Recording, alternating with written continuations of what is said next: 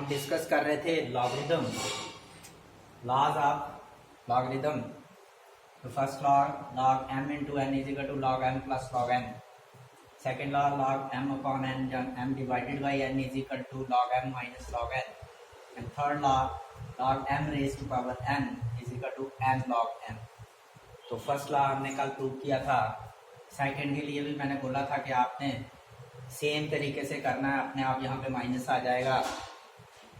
और third law prove करते हैं। यहाँ पे थर्ड लॉ हमारे पास है log m raise to power n is equal to n log m। मैंने यहाँ बोला नहीं बेस, तो बेस यहाँ a लगा हुआ है, तो इसकी जगह हम 10 भी ले सकते हैं या कुछ भी ले सकते हैं।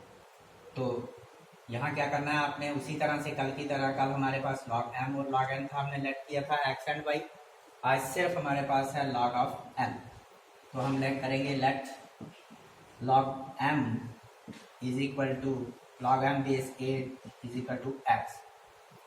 जब हम इसकी एक्सपोनेंशियल फॉर्म बनाएंगे, आपने बनाई होगी एक्सपोनेंशियल फॉर्म, तो अब आपको समझ आ गई होगी।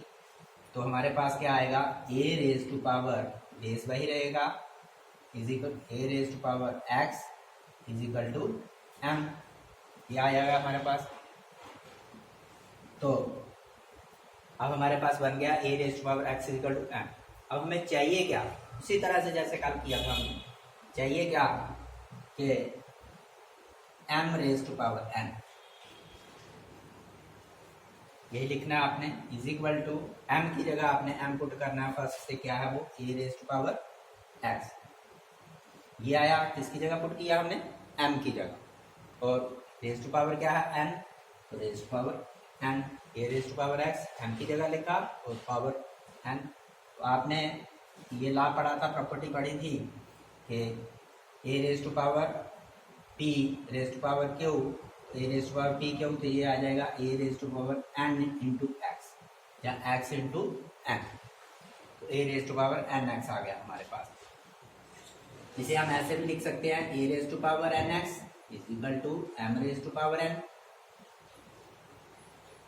तो by the definition of logarithm बिल्कुल सेम है, by the definition of logarithm. तो क्या आ जाएगा, तो अब हम लॉगरिथम फॉर्म देंगे इसको, तो क्या आएगा हमारे पास, लॉग ऑफ क्या है ये भी आपने अच्छी तरह कर ली होगी आज घर में, m raise to power n is base कौन सा a is equal to n x, n multiply x। तो is equal to n x आपके पास क्या है वो आपने पुट कर देना है। क्या x क्या लिया आपने, log of m base a। Hence ये हमारे पास प्रूव हो गया। Therefore log of m raise to power n base a is equal to n log m base a। ये आ गया हमारे पास थर्ड लॉ। ये तीन लॉ बहुत ही इंपॉर्टेंट है, इनके बिना कोई भी क्वेश्चन नहीं निकलता, ये आपको माइंड में रखने हैं। और इनको हम डायरेक्ट ऐसे भी लिख सकते हैं, जैसे अभी अभी हमने ये लॉ किया, कोई भी law, log m raise to power n is equal to log n log m, सीधा सीधा। और आपने याद भी ऐसा ही रखना है।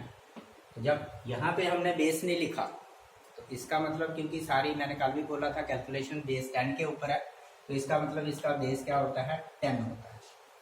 तो ये अगर नहीं बेस लिखा जाता तो इसका मतलब 10 बेस का ही ये लॉग है। तो बाकी दूसरे बेस का आपने नेक्स्ट क्लासेस में पढ़ना है। तो 10 बेस का लॉग, ऐसे क्वेश्चन आगे आ रहे हैं जिसमें बेस नहीं लिखा गया, तो वहाँ बेस आपने खुद 10 डालना है अगर कहीं ज़रूरत पड़ी तो, नहीं तो ये समझ लो 10 बेस है।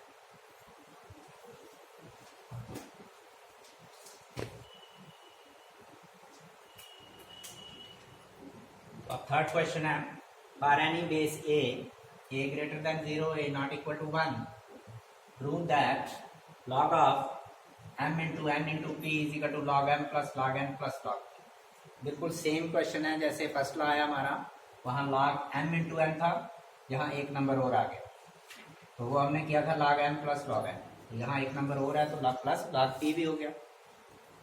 तो इसमें आपने क्या करना है इस प्रूफ में, कि आप बेस यहाँ दिया नहीं गया, तो अभी मैंने समझाया, बेस 10 ले लीजिए, m into n into p is equal to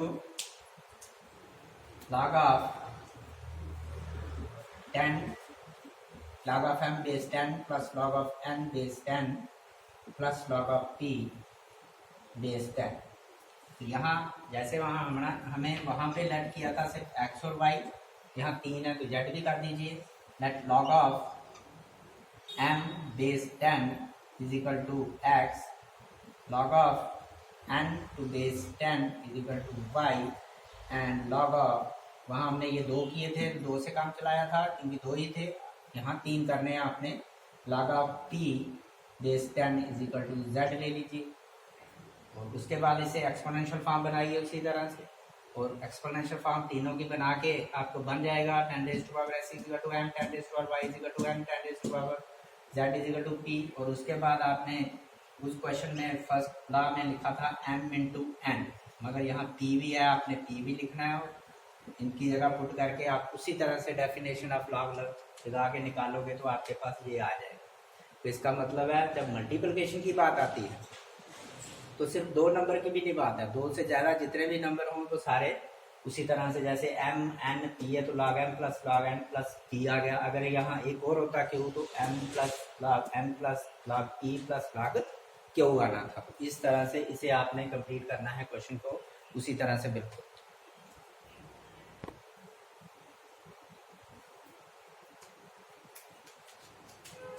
तो फोर्थ क्वेश्चन फर्स्ट पार्ट, ये है प्रूव दैट, सब पार्ट के लिए प्रूव दैट है log of 1/2 plus log 2/3 plus log 3/4 plus log 4/5 plus minus log 1/5 is equal to 0। ये prove करना है आपने, ये सारा 0 के इक्वल करके देना है। तो हम लेफ्ट हैंड साइड ले लेते हैं। जब लेफ्ट हैंड साइड ली आपने, अब यहाँ देखो कि आपने जो 3 लॉ पढ़े अभी, log m into n, log m plus log n, log m upon n, log m minus log n and log m raised to power n is equal to n log n, इनमें से कौन सा law यहाँ लगेगा? हो सकता है किसी क्वेश्चन में दोनों लगते हैं, किसी क्वेश्चन में तीनों लगते हैं और किसी क्वेश्चन में एक ही लगता है। तो अब सबसे पहले हम देखें तो हमें किस तरह से दिख रहा है। सबसे पहले ये हमें जो दिख रहा है ये 1/, सिर्फ इस सिंगल टर्म को देखें तो 1/2 है, तो हमें ये दिख रहा है log m अपॉन n। वो किसके बराबर होता है? log m upon n is equal to log m second law है माइनस log n। तो ये हर एक टर्म में ऐसा ही दिख रहा है, तो आपने यही लॉ यूज करना है यहाँ पे। तो इसके लिए करेंगे तो ये आएगा log 1 माइनस log 2, m क्या हो गया 1 और 2 क्या हो गया n। इसी तरह से सेम m 1/2 1 2, तो इसका log 1 माइनस log 2, इसको हम ब्रैकेट में रख देते हैं जानबूझ के, क्योंकि बीच में एक जगह माइनस है तो एक ही तरीके से चलेगा। तब दूसरे की बारी आई तो log 2/3, तो ये हो गया log 2 माइनस log 3। आगे क्या प्लस, तीसरे की बारी आई same log 3/4, log 3 minus log 4, और ये भी एक ब्रैकेट में रखो माइनस। हाँ अभी प्लस, ये आई log 4/5, log 4 माइनस log 5, और अभी माइनस, अगर आपके पास जगह है तो आगे लिखिए, नहीं तो नीचे minus log 1/5 log 1 minus log 5, इसे भी एक ब्रैकेट में रखो। इसी का आप ब्रैकेट्स खोलो, log 1 minus log 2 plus log 2 minus log 3 plus log 3 minus log 4 plus log 4 minus log 5 minus log 1 minus into minus plus log 5। तो ये बन गया सारा। अब देखो log 1 यहाँ पे भी है और log 1 यहाँ पे भी है। log ऑफ 1 में से log ऑफ 1 निकाला 0, जैसे आप 2 में से 2 निकालो 0 होता है तो काट देते हो, या x में से x निकालो तो 0 होता है। इसी तरह से ये और ये, इन दोनों का आंसर 0 हो गया। Minus log 2 plus log 2 same, ये भी कट गया 0 हो गया। log 3 माइनस और प्लस log ऑफ 3 प्लस का, ये भी 3, इसमें से ये निकाला 0 हो गया, ये भी कट गया। और 4 प्लस 4 -4 + 4 वाला ये भी कट गया, और log ऑफ 5 माइनस का और log ऑफ 5 प्लस का ये भी उसमें से निकाला। जैसे x माइनस एक्स करते हैं तो 0, ये काट देते हैं तो 0 हो गए, तो सारे के सारे कट गए, इसलिए 0 हो गया, is equal to RHS hands to. Left hand side right hand side के बराबर हो गई, तो ये प्रूव हो गया। इस तरह से आपने करना ये।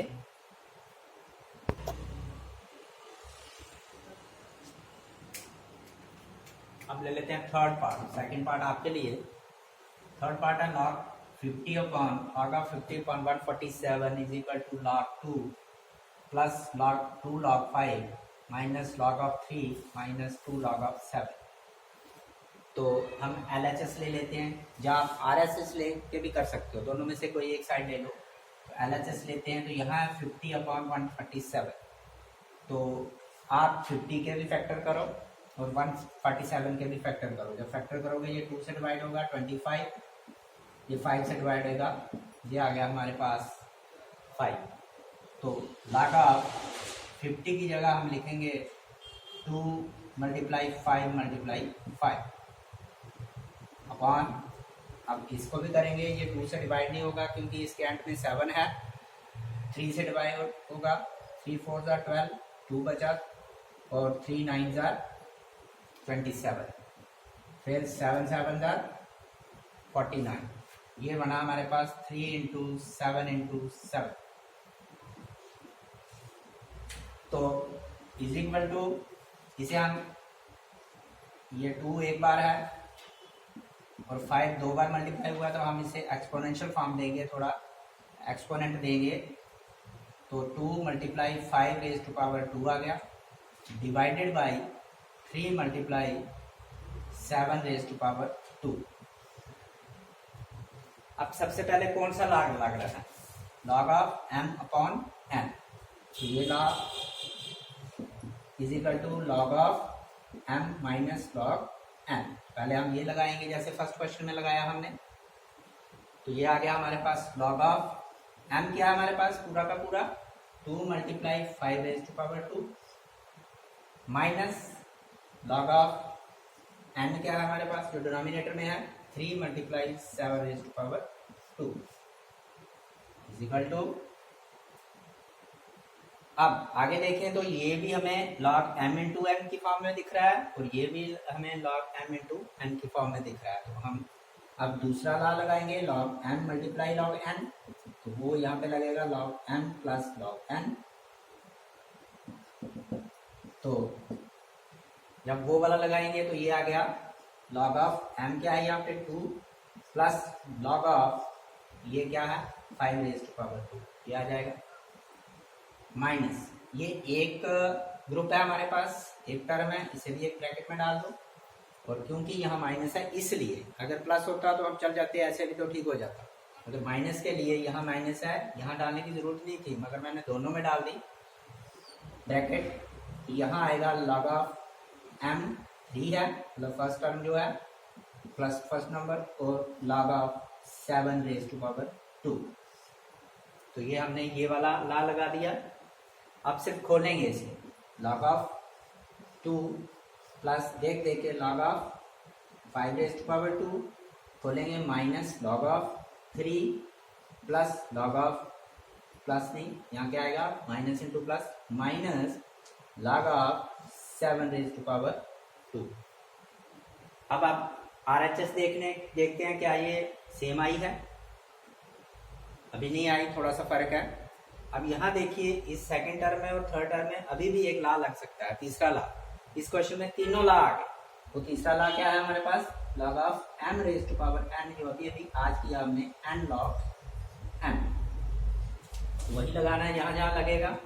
ये यहाँ रहेगा log ऑफ 2 प्लस यहाँ लगाएंगे तो ये log m raise to power n हो गया, तो पावर n यहाँ पावर क्या है 2, तो ये हो गया 2 log ऑफ 5 माइनस ये ऐसे ही रहेगा log ऑफ 3, तो यहाँ भी सेम ला लगेगा जो वाला m raise to power n, तो माइनस ये आ गया n मतलब 2 log 7। अब हम इसे देखें तो हमारी RHS बिल्कुल सेम है ये, तो ये इक्वल टू RHS हो गई LHS is equal to RHS and prove. तो ये भी प्रूव हो गया क्वेश्चन। तो इसमें तीनों के तीनों ला है, किसी में एक, किसी में दो, किसी में तीनों आ जाते हैं इकट्ठे।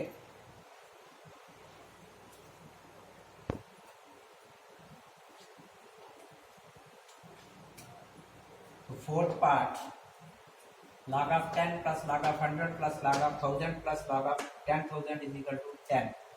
तो ये आपने 10 के इक्वल करके देना है, ये प्रूव करना है हमने 10 के इक्वल। तो हम ऐसे करते हैं, log of 10 plus log of 100 को तोड़ते हैं, 10 इंटू 10 हो जाएगा, प्लस log of 1000 को तोड़ेंगे, 10 multiply 10 multiply 10, plus log of 10,000 को तोड़ेंगे, 10 multiply 10 multiply 10 multiply 10 is equal to log of 10 plus log of 10 raise to power 2 लिख देंगे क्योंकि 10 दो बार मल्टीप्लाई हुआ है, प्लस log of 10 तीन बार मल्टीप्लाई हुआ है, 10 रेज़ टू पावर 3 लिखेंगे, प्लस log of 10 चार बार मल्टीप्लाई हुआ है तो 10 रेज़ टू पावर 4 लिख देंगे। अब यहाँ पहले हमारे पास एक ला लगेगा log m raise to power n, यहाँ भी यहाँ भी यहाँ भी। तो log of 10 is equal to, law क्या है हमारे पास, log m raise to power n is equal to n log m। तो log 10 प्लस ये क्या आ जाएगा, log m raise to power n is equal to n log m 2 log 10 plus ये आ जाएगा 3 log 10, इसी तरह ये आ जाएगा 4 log of 10।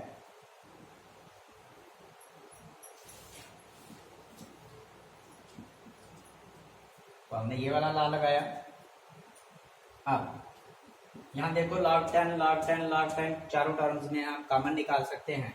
तो इसका कोफिशिएंट यहाँ पे क्या होगा, 1 इंटू log 10, तो ये आ गया 1, प्लस जहाँ ऐसे भी कर सकते हैं, जहाँ ऐसे नहीं करना तो आप ऐसे करो कि ये आपने कल पढ़ा था log 10 raise to power 1 is equal to 10, जब मैंने बेस 10 समझाया था आपको। 10 raise to 2 is equal to 100 होता है, 10 रेज़ टू 1 10 के बराबर होता है। जब हम इसे लॉगरिथम की फॉर्म देंगे तो log ऑफ ये वाला यहाँ आ जाएगा, आपको पता है बेस कितना है 10 इज इक्वल टू जो एक्सपोनेंट है वो डेफिनेशन के हिसाब से उधर चले जाती है। तो ये log ऑफ 10 किसके बराबर हो गया, 1 के बराबर हो गया, बेस 10। तो मैंने बोला हम बेस लिखते ही नहीं है, तो देयरफॉर अगर बेस नहीं लिखा हो तो 10 बेस ही होता है, वही मान के चलना होता है हमें। तो देयरफॉर log 10 की वैल्यू क्या हो गई 1, और log 100 की वैल्यू कल ऐसे हमने 2 बनाई थी, कोई जरूरी नहीं है यहाँ में, मगर 10 की हमें चाहिए, वो किसके बराबर हो गई 1। जहाँ जहाँ log 10 होगा वहाँ वहाँ 1 लगा सकते हैं इस तरह से, log 1 की जगह 10 की जगह यहाँ 1, प्लस 2 मल्टीप्लाई log 10 की जगह 1, प्लस 3 मल्टीप्लाई log 10 की जगह 1, प्लस 4 मल्टीप्लाई log 10 की जगह 1। ये कहाँ से आया, ये यहाँ से हमने बनाया लॉगरिथम फॉर्म बना के, क्योंकि 10 रेज़ टू पावर 1 किसके बराबर होती है, 10 के बराबर होती है। तो 1 plus 2 multiply 1 2, plus 3 multiply 1 3, plus 4 1 ज़ा 4, तो 4 प्लस 3 7, 2 9 और 1 10।